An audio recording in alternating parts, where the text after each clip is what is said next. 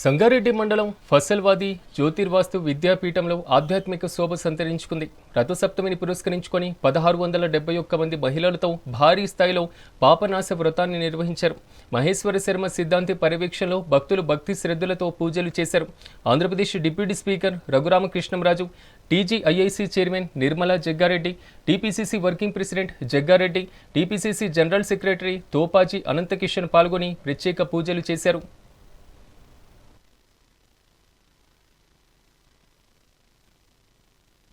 ఇక్కడికి రావడం మహేష్ సిద్ధాంతి గారు మీ అందరినీ వచ్చినట్టు ఒక మంచి కార్యక్రమాన్ని ఒక వ్రతాన్ని చేయించడం ఏదో కూడా నోరు జరుగుతుంది. మా పాప భజన పాట వస్తుంది స్పీచ్ మహేష్ సిద్ధాంతి గారు.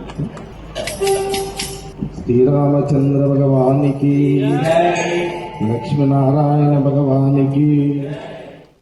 ఇక్కడికి రావడం మహేష్ సిద్ధాంతి గారు మీ అందరినీ వచ్చినట్టు ఒక మంచి కార్యక్రమాన్ని ఒక వ్రతాన్ని చేయించడం